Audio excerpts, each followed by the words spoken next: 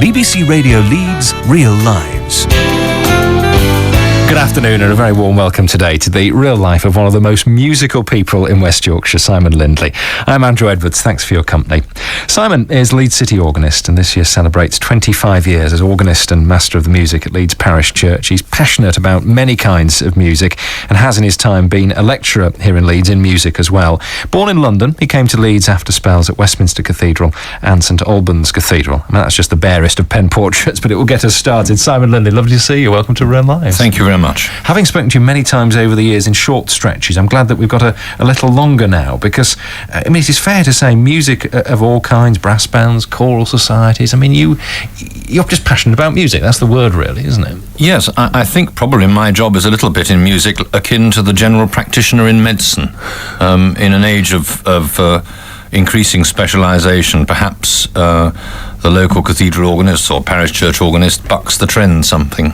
So you've managed to combine lots of things. You don't say, right, I do this and that's it. Because you might, for example, have some people who are passionate about the organ but not terribly interested in brass band music, for example. Yes, that's quite correct. It is a varying constituency and you just deal with what comes up at the moment. And of course, for the past 13 years, I've worked and continue to work in the city's leisure services department, which has a very wide and Catholic representation of music of all kinds, between about 150 and 200 events annually. So how do all these bits add up? Do you sort of look in your diary and say, oh, it's Tuesday, I must be doing this recital, or Wednesday, I must be manning the phones at the council, or how does it work? In broad terms, the early part of the day, and the earlier I can get started, the better it is.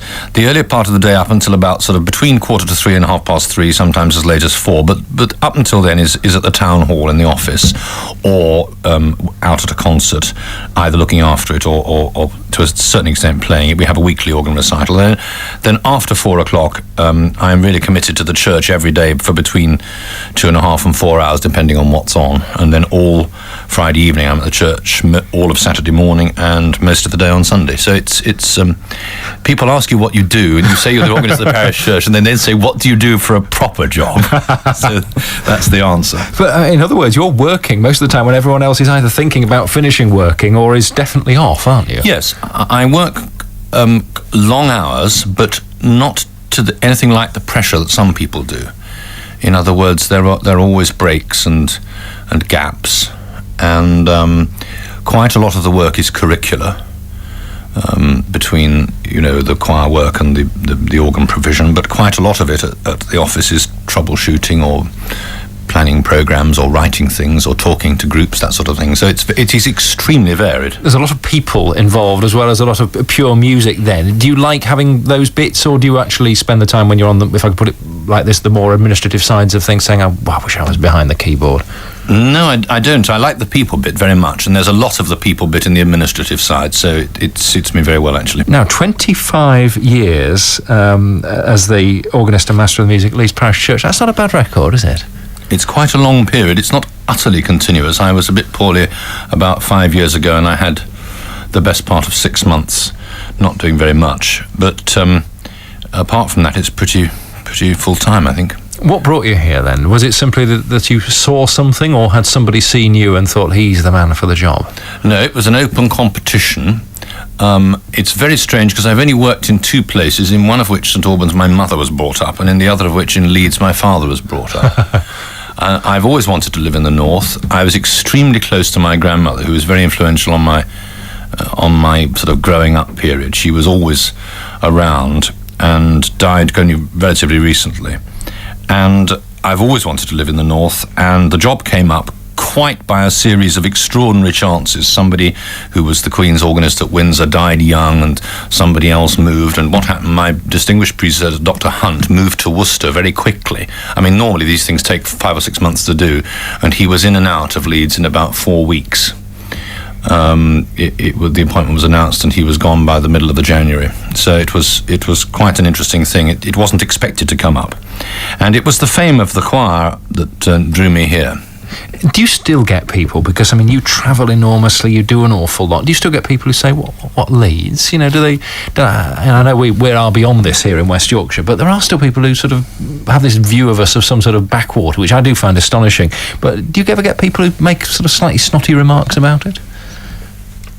I sometimes come across it, mostly in sort of national work, and I smile indulgently and think perhaps we ought to keep the quality of life here rather secret, if you see what I mean. There's two elements. There's one that says you want to trumpet it out, and there's no doubt, for instance, that the cultural life of the city, piano competition, the town hall stuff notwithstanding, before the establishment of Opera North and the West Yorkshire Playhouse, was rather less broadly focused than it is now. I mean, the coming of our own symphony orchestra in 78 was, looking back with the supreme benefit of hindsight, was a tremendous thing. They'd had this wonderfully bold experiment after the war with the federal funding of the Yorkshire Symphony Orchestra, which never quite got off the ground and rather floundered, not so much in a sea of debt or anything like that, but because people couldn't agree among themselves what the priorities and the distribution were going to be. Whereas, you see, I think when the West Yorkshire Playhouse came into being, the setting up of that was definitely a sort of residuary body primed thing. It was the loss of the county council and the interest of the other areas, as well as the fact that Leeds already had the Playhouse in what was basically university property. And I think by then the cultural lessons of that sort of federalism had been learned. So when they started Opera North, we effectively, almost by the back door, got our own symphony orchestra back again. And I think that's the most signal development, and the most happy of all the various developments that have taken place. Presumably 25 years, you could have thought, well, I've had a good spell here, 5, 10, 15 years down the line, I'll move on. Have you wanted to? Have you? Well, I've applied, since I've been here, made formal application for 3 jobs, 2 of which I was invited to apply for and did, and 1 of which I wasn't and did. And in each occasion, how can I put this tactfully, gave the interviewing panel a good run for their money, and on each occasion I got past all but the very last hurdle. Right. And so it's not that you necessarily see life forever being based in West Yorkshire then? Well, no, I don't think anybody ever does that, but I'm extremely content to have stuck to what is proverbially regarded as a stepping stone. And the other thing about the parish church is there is no choir school. There isn't a tremendous amount of money, though there's a huge amount of goodwill and local support from the parish and the local support groups who help us so much. But it's not a job that it's very easy to get stale on. That's good. You can never turn around at the end of a day and say, my dears, it's running splendidly, let's go off to a week of climbing in the Lake District. You've got to be there the huge majority of the time. The other thing that's very interesting about the parish church is, of course, the choir is only a small part of it. There are quite a few Sundays and special services to cover when the choir are on holiday, and all that has to be done. I think, unlike a cathedral where they tend to have a separate staff member who looks after the furlough period, we don't. It's still very much a local church as well as a regional centre. This could explain why you smile. It could explain why you might look furrowed of brow every time I see you, but he tends to smile. 25 years as the Master of the Music and organist at Leeds Parish Church, the Leeds City organist Simon Lindley, our guest on Real Lives this afternoon. I'm Andrew Edwards. Thanks for being with us on BBC Radio Leeds. Now, I'm always particularly interested when people whose life is music make their musical choices, and you've gone for some Delius to start us off. Walk to the Paradise Garden. Tell us about this, Simon. Well, I'm a tremendous Delius fan. I think music lovers are divided very firmly into those who are pro-Delius and those who cannot stand him at any price. I think Delius's musical sound world, as the advertising boys would call it, is as near exquisite as you can get. I also love this piece particularly because it's such a zany origin. Now, he wrote this opera called A Village Romeo and Juliet, which is a rather pretentious affair, and the staging was complex, and I don't remember the exact story, but the gist of it was that the lads who were doing the flies in the early 1910 period, before the First World War anyway, couldn't cope with the technological demands of the production, so they had to have some extra music, and the producer came to him absolutely frantic about a couple of nights before they were due to open and said, look, Fred, we've got to have an extra 7 minutes. And the interesting thing about this is that it's purely functional to fill that gap, and it's designed to transport the listener and the audience member from a particular scenario to another. The very funny thing about it is that everybody thinks it's connected with religion and mysticism and spirituality and getting to heaven, and it has nothing to do with that at all. The village pub is called the Paradise Garden, and the scenario is these 2 rather sweaty lovers walking down the lane on a summer evening, getting up to I what not what. But the concept of writing this fabulous music for such a mundane purpose really appeals to my sense of humour.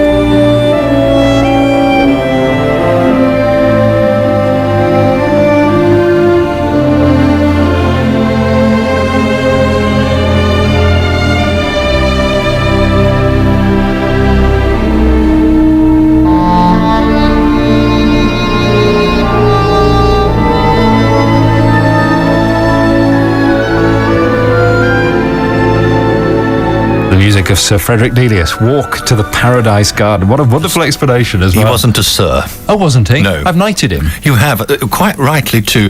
We're extraordinary in Britain. Why do I think he's a knight then? He should be, shouldn't he? Absolutely. And with links to West Yorkshire, for goodness sake. We're extraordinary. Most continental countries, when you get a local composer, for instance, like around Leeds, Philip Wilby, who's at the university here, for instance, and in the Dales, Arthur Butterworth, you go to Germany and to Belgium, where my mother comes from, there are statues to these guys, and to lady composers too, in the town square.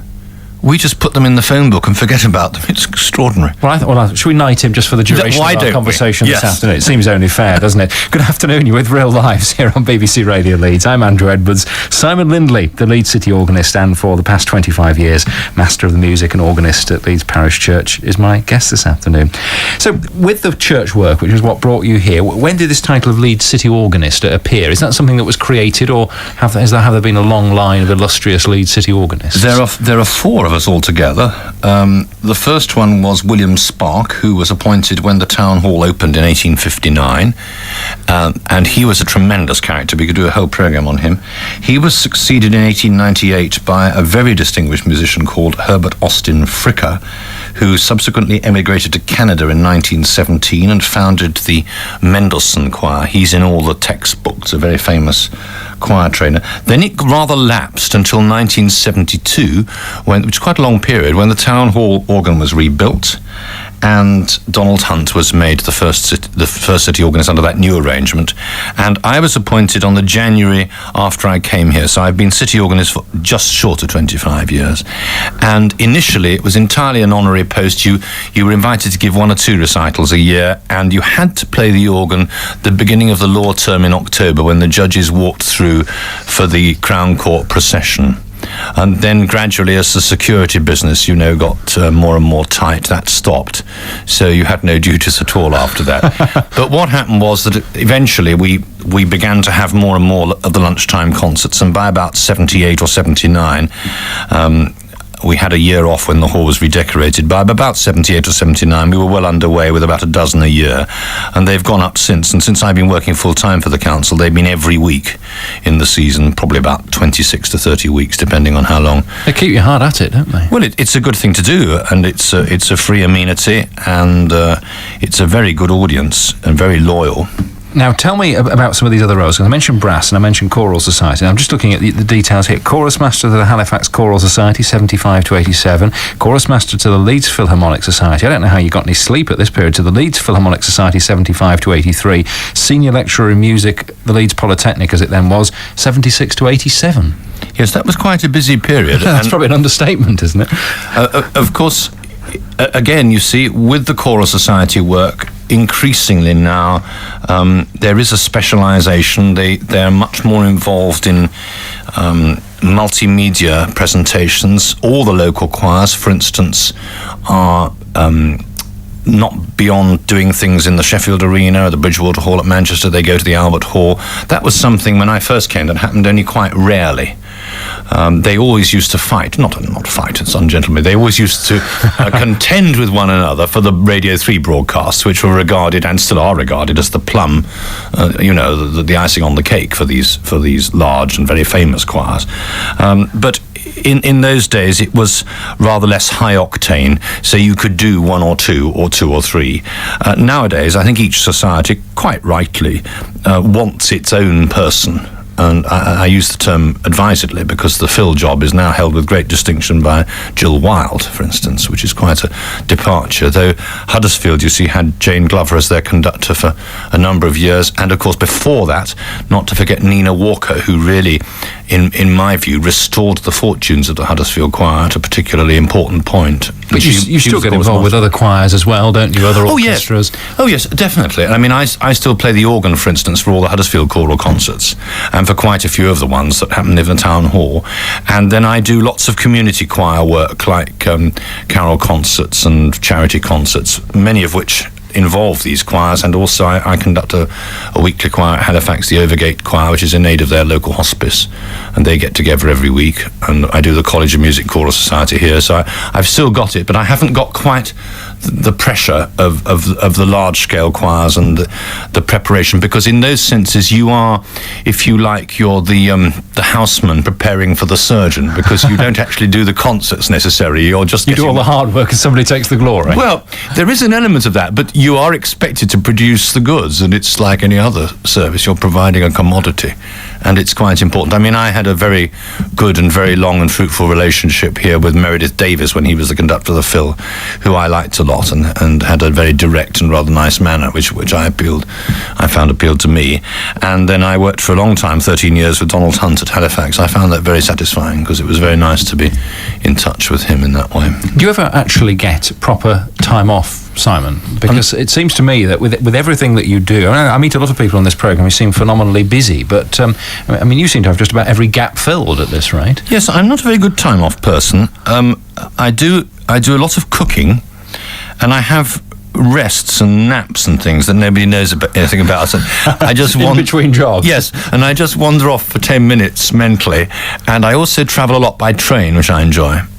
I'm not a very good driver. I'm quite a fast driver, but I find as time goes on, it's unwise to drive to and from strenuous concerts in the evening, because your attention, by the end of the evening, your attention's not on it, and to come back on the train is no problem at all. And do you listen to music outside work, or do you find life is full enough of music as it is? No, I do. I listen to a lot of music, particularly orchestral and instrumental music. I mean, I do a lot of vocal music and band music and organ music, and I'm not desperately interested in listening to that, but I enjoy chamber music. That's something that the leisure services job has brought me to, because having to study details for programme notes of chamber music has been a complete eye-opener. I've never done much of that before. And what would your favourite recipe then? If you had some friends round, what would be the Simon Lindley? Well, they always call it a sort of signature dish with these chefs, don't they? What would be the signature dish? Well, I'm not very good at things like casseroles and sauces, and I'm quite good at straightforward things like fish and meat. I'm extremely carnivorous, and I like that, and I love making patterns and salads and cold hors d'oeuvre and things like that. Very nice. Well, it sounds tasty to me. No good at puddings or gravy. You asked the choir kids. Good afternoon, Real Lives here on BBC Radio Leeds. I'm Andrew Edwards, and making our mouths water and our musical mouths water as well, Simon Lindley, Leeds City organist, and for 25 years. What a remarkable anniversary this is. Master of the Music and organist at Leeds Parish Church as well. Now, second on your list is, this is a beautiful piece of music, I think. Saint-Saëns, the finale to the organ symphony, which it's a very famous bit of music, isn't it? Tell us why this, because it's something you're involved with very shortly, isn't it? Yes, it is. It's one of my favourite pieces. This is a huge symphony written in memory of Liszt. And Liszt and Saint-Saëns were a kind of mutual admiration society, and it was Liszt who said that Saint-Saëns was the greatest organist in the world, which is quite a compliment actually coming from Liszt. And Saint-Saëns was one of the players who was invited to the Albert Hall to open it in 1871. This symphony is from 1886, And I'm actually playing it tomorrow on Saturday at St George's Hall. It's the centenary concert of the Airedale Symphony Orchestra, and we're doing Carmina Burana and this particular work. Now, St George's Hall, Bradford has or had a very fine Willis organ, but it's now fallen into disrepair, so we're taking in a wonderful technological substitute.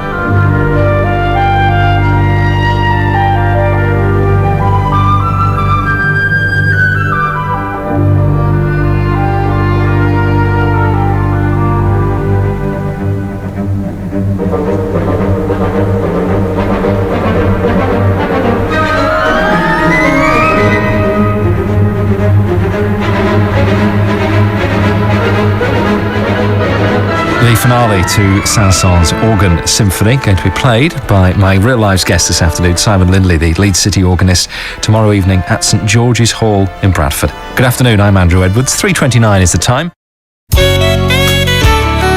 Real Lives with Andrew Edwards on BBC Radio Leeds.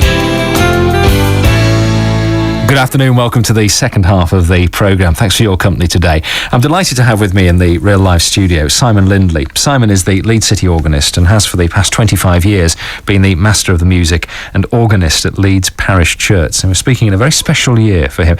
Are you one of these people who sort of notices and marks anniversaries like that? Because other people certainly are, Simon, aren't they? Yes, I think musicians tend to be. One of the most difficult tasks of being a musician is the selection of programmes and repertoire, and it's just the same whether it's a church service music or music of a concert. And anniversaries are very handy pegs to hang things on. I haven't made a great sort of palaver of my own one, but for instance, this year is the 250th anniversary of Bach's death. And of course, for an organist, that's a really big milestone, because not only is he arguably the greatest composer of the Western tradition, but also for the organist, everything is that he wrote is our bread and butter. When we were hearing the music from Saint-Saëns, thinking of you performing in Bradford tomorrow evening, I mean, that piece of music, which I absolutely love, is so thrilling. I mean, does it give you still a huge thrill to actually play that, have a full house in front of you, and just to be there behind the keys? Oh, yes, definitely. And I'm actually very committed to playing the organ in orchestras generally, not just these big showpiece pieces, but I like very much getting the invitations from the famous northern orchestras and sometimes from further south to do things like the Enigma and the Planets and Cocaine Overture and also Zarathustra, and it comes in the Janacek Glagolitic Mass and the Taras Bulba Suite. There are an awful lot of pieces with really kosher organ parts.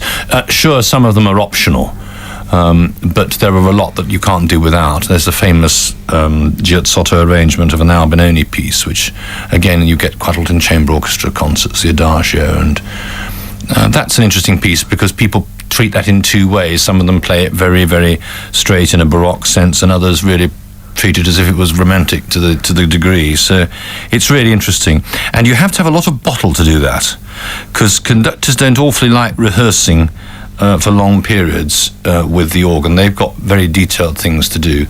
And for instance, one or two really celebrated conductors. I know Sir Charles Groves, the late Sir Charles Groves. I was very lucky. He often used to ask for me by name to a promoter and say, look, I'd want Simon to do this, and then ask him to come at 5:45. And it's not only energy effective, it's also quite cost effective, because you're not paying somebody to sit around for a 3-hour rehearsal. Oh, wonderful. So it's nice to be treated like that. And I've had a long association with the BBC Philharmonic and with the Opera Orchestra here and the Liverpool Orchestra. And I get some credits on some of their CDs, but on quite a lot of them I'm there anyway, so it's good fun to do. I think the most terrifyingly exciting one was, I don't know whether you know about this, but there's this great trend, and I applaud it completely, I may say. There's this great trend of committing to CD now what are effectively live performances rather than studio recordings where everything can be, if necessary, done again till it's absolutely perfect, rather than just rather exciting. And we did one of these a few years ago at the Town Hall here with the BBC Phil, and we recorded Khachaturian's Organ Symphony, which is incredibly difficult, and also another piece called The Triumphal Poem, and it had 15 trumpets arranged in front of the organ, a bit like the Janacek Symphony. So it was a terrifyingly good evening, but knowing that it was being done on a CD was quite an exciting experience. And the conductor, who was I'm sure a lovely bloke and someone's husband, someone's son and all that, was the most dour musician I've ever worked with, and he was utterly inscrutable. So you're having this riotous evening, but the conductor was having none of it. The rehearsal was absolutely terrifying, because he didn't say very much. His command of English was moderate, and he looked so fed up all the time. But I may say he instilled playing from the orchestra that was of a stunningly good quality, and he got very good reviews, I'm pleased to say. So that was very nice. I think the most enjoyable recording I've ever made, apart from one or two very special ones with the choir here, but the most enjoyable away one were the Handel concertos with the Northern Sinfonia in Newcastle. And I'd been awfully ill and stuff, and I was just getting better, and I had this recording to do, and once I'd done that, I really felt I'd turned the corner. So that's a particularly significant one for me. Does just mentioning a few of these venues explain why you do spend quite a lot of time looking at the inside of these trains? Yes, really, doesn't absolutely. it? Yes. Now, what about this other honour, just while we're sort of making you blush by mentioning all of these things? President of the Royal College of Organists, and that's quite an honour in itself because of the job you do, isn't it? Yeah, it's really about service rather than status, but it is a nice thing to be asked to do. And I've worked for the college for a lot of years as an examiner and this sort of thing, and I've sat on a lot of these various committees, though interestingly never on the academic committee.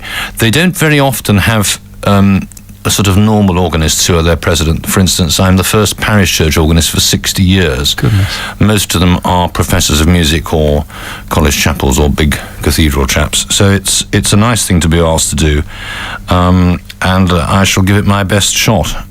The college it's interesting really, because it's the only professional qualification for organists, many of whom are not full-time professional musicians. So it's a very interesting and rather pleasant mix of the totally amateur and the totally professional. And we have two main diplomas, and they've been going since 1864. And we're always looking at them and trying to make them relevant to what the students are currently studying. Basically, musical education has undergone a complete sea change in the last 30 years, and it's much more practically based. There's much less theory and what we call paperwork, which is sort of working out the missing gaps. And, oral tests, you probably don't read the gutter press, but those little line drawings they have where you have to spot the number of buttons that somebody's got on one drawing and the number they got on the other. Well, oral training now is a little bit more like that. Well, in my day, it was you had to dictate to somebody a set of chords and you had to write them down. And with the greatest respect, that wasn't a desperately fair test, because if you were good at it, you were good at it anyway. And it was extremely difficult to acquire as a skill.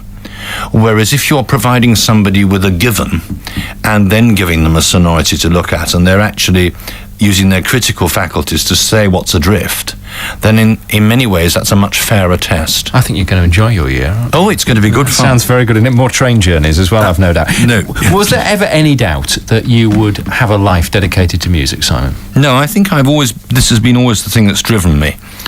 My father's a clergyman, and we had a lot of music around us, in the various churches. But that notwithstanding, I think it was always going to be that.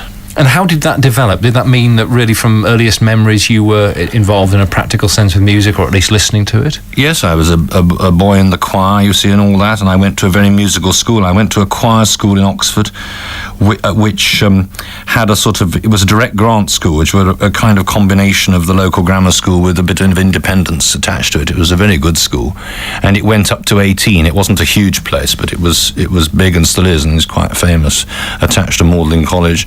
And then, instead of going to university, which is what most people in my profession do, I went to the Royal College of Music and trained there. And I'm not sorry I did that way, because it was very good for me. It had all the things that I wanted. And what did you see yourself doing? I mean, was it ever possible that you were going to be a singer, for example, rather than somebody who was behind keyboards? No, I'm not. You ask the kids and the men at church. I'm not. They don't like it much when I sing. I mean, I studied singing at college, and I bet you're called upon to demonstrate to them what you want them to do, though. Oh yes, you have to do that, but only for the minimum amount of time. Wonderful. So, what was it about the organ? Because presumably, like a lot of talented people, you could have chosen to focus on other things, I imagine, couldn't you? Yes, I mean, I think if the church hadn't been a big influence and I hadn't been bitten by it very early, I think probably at the end of the day I would have become a piano accompanist. Temperamentally, I enjoy accompaniment a lot. I'm not one of these people that finds solo playing on concert platform stuff easy. I mean, you conquer nerves and you deal with it, but some people are as cool as cucumbers, and I'm not. I've never found that particularly easy, but you put me on a platform with a soloist or a group of soloists, and I'm much more relaxed immediately. So working with rather than name up in lights, sort of yes, thing. that's why I think I enjoy the orchestral work so much. And the orchestral work too, rather like the accompaniment, is a little bit like roulette. Because if you play for a really famous soloist, I play a lot, for instance, on the organ and the piano too, for Philip McCann, the cornet player. Well, and we rehearse, and he's very, very fussy about rehearsal. Not pernickety, but he insists on adequate rehearsal. And he tries different things, and he rephrases things, and we do different balances and different corners. And when we come to the concert, he sometimes does something completely different. But because you've been through all the routes in the rehearsal, you're always completely comfortable on what's going to happen. And presumably you like that, because it would get a bit boring if it was like following a sort of route map and you knew exactly where you were going. It's very stimulating. Tonight at Rawdon, I'm very privileged. I mean, it's one of the city perks of working in the leisure services department. I get to play a lot of concerts, just other than organ, as part of the job. And I'm playing for one of the world's greatest violinists tonight, a guy called Marat Bisengaliev. I've met him and interviewed him. Comes from Kazakhstan. And he's like Philip. And interestingly, he's got the same sort of eye contact.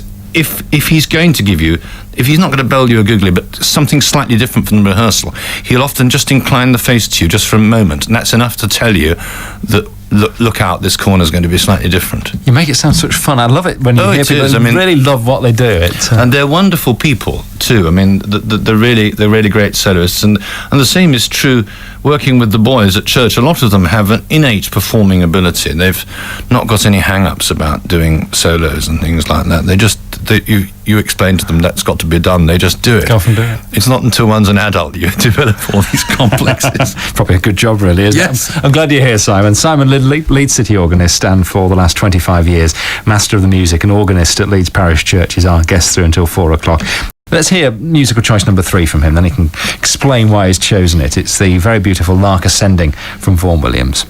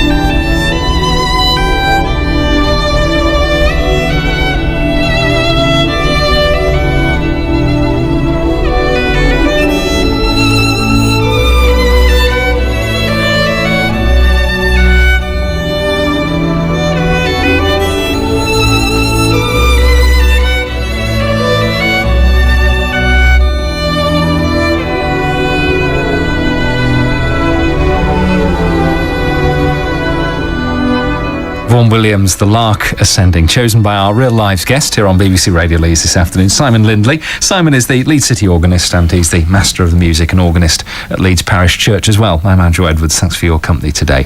Tell us why you wanted to hear that beautiful piece of music. Well, it's one of my favourite pieces of all time. It's based on a poem by George Meredith, all about the idea of the way that the lark hovers around and pirouettes. It stays often in one particular spot, fluttering about.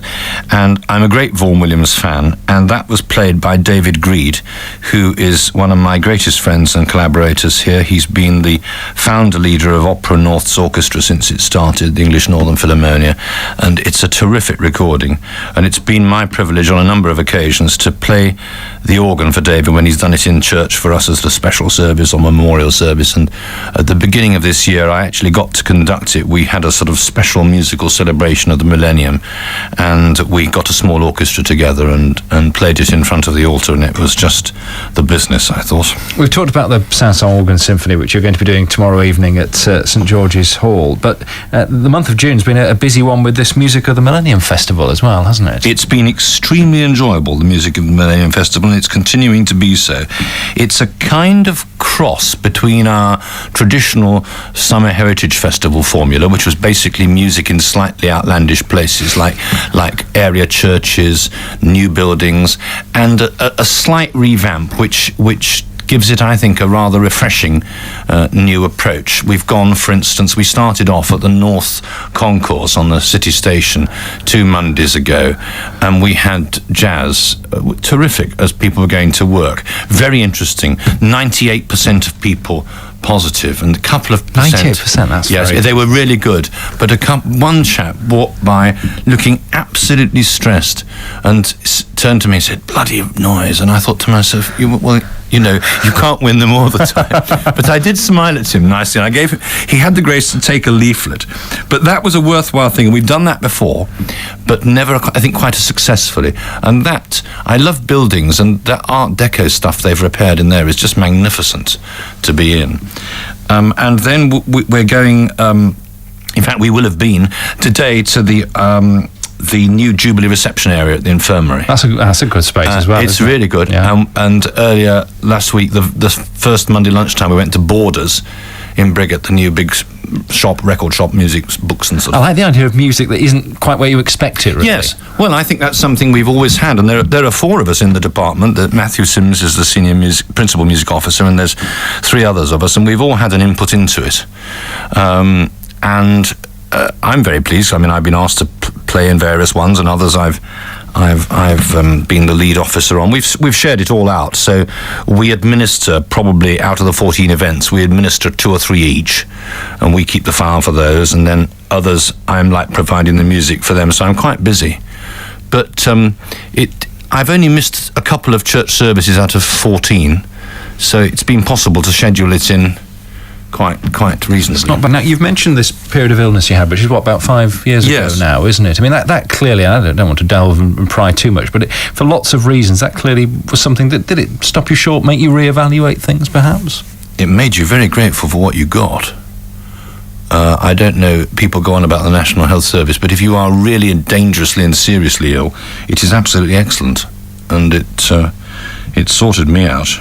And for a very busy person to be out of circulation for quite a long time, and you said you weren't really at the parish church, for example, for 6 months or so. I mean, no. It forces you into a different way of doing things, doesn't it? It does. I was actually off the office. I was actually not well enough even to go into work between about the end of October and towards the beginning of February. But by the middle of February, I was really getting back to normal again, and it was fine. I had a series of things. I had most of my gut taken out, and a thing called a subtotal procolectomy. It's a bit gruesome, but it was fine, and it was frightening at the beginning. But the other surgical procedures, the other 2 or 3 operations, were nothing in comparison with the first one. So the man I'm sitting opposite this afternoon, is he sort of back to full fitness? Oh yes, definitely. It's not quite the same, but it's pretty good. And they look after you wonderfully. And people were very good and rallied round. There's a famous society called the the Royal Society of Musicians, I should say, which Handel was much involved with, and they took me away and gave me some convalescence. I had a wonderful fortnight in Harrogate, which was incredibly decadent. That sounds very nice, a convalescence. Yes, it in was Harrogate, really seriously good. Yes, I'm quite keen on that sort of idea myself. Very nice indeed. Now, you were speaking to us on The Breakfast Show, only a week ago, with something that struck me as, we were talking about variety at the beginning, brass band music, choral work, all that you do through Leeds City Council, obviously the church music, the Leeds City organ work as well. But that was very historical, and that was Temple Newsome, and you've actually been playing a bit of detective yourself, haven't you? Yes, there is this manuscript which is lodged in the Central Library, I guess in the reserved stock for reasons of security. It actually was commissioned by the 4th Viscount Irwin for an Italian singer, to which I suspect he had taken a shine, if the truth be told.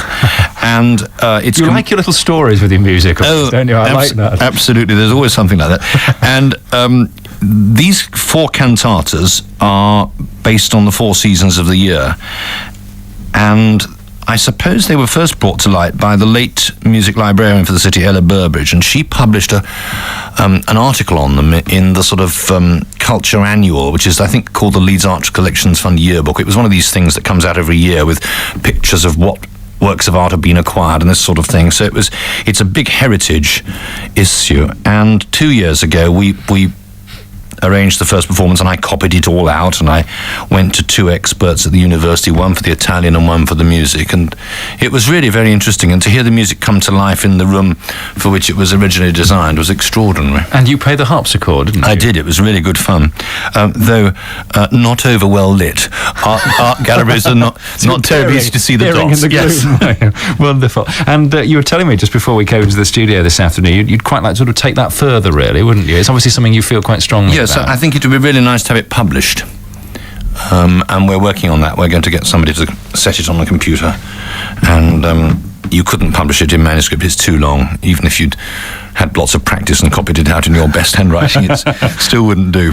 You mentioned CDs and recording, and you've done a lot of all of that. What about actually making the music yourself, in the sense of composing? Are there Simon Lindley works that we're going to be remembering in, I don't know, a century's time, when somebody's asked to come in and play their favourite tunes here? I very much doubt it. I'm a reluctant composer. I'm quite a keen arranger. And when I started the parish church, we had and have continued to have a number of priests who were very active in arranging special carol services at seasons other than Christmas. We have Easter carols and Epiphany carols and Advent carols, which is, quite right and proper. And when I began, there were simply no commercial arrangements of that sort of material available, so I had to make my own, and the boys sing a service on their own always each week. We do, of course, now have a separate girls' choir, but they only come once a week on a normal basis, and the boys sustain the majority of the commitment. And the kids sing on their own on a Monday now, and they read the lessons. And I've written quite a few anthems for them, some of which I'm rather pleased to say do very well, and people sing them all over the place. You shouldn't be unduly modest about your composing, then, should you? Well, they're very short, and I think perhaps I'm better in short forms. Perhaps when I retire, I shall write a bit more. What about your own children? Because they range from the 20s down to the early teens. Really, are they musical? Well, the first and the last are I think very musical. The middle 2, this is very interesting, have no musical interest at all. Really? But are extremely interested in the music that I make. They like coming to concerts, and oh, how interesting. It's really funny.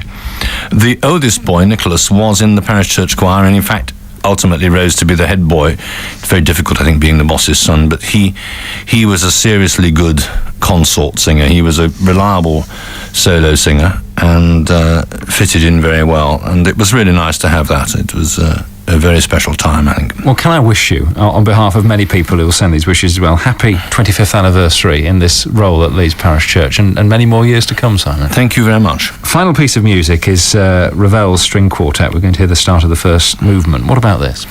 Well, this is a special piece to me. When I started out and I was at the college, I used to do a lot of playing in London, sometimes under quite a lot of pressure, what we call high-octane gigs in the trade. And I used to give quite regular recitals at places like the Festival Hall and this kind of thing. one of the things about London is it's very busy, and it was very important just to sit down, perhaps at the beginning of the day or the previous evening, and just completely unwind. And this is my unlock the tension piece. I like string quartets. I like French music very much, and the Ravel is the top of my personal pops, I think.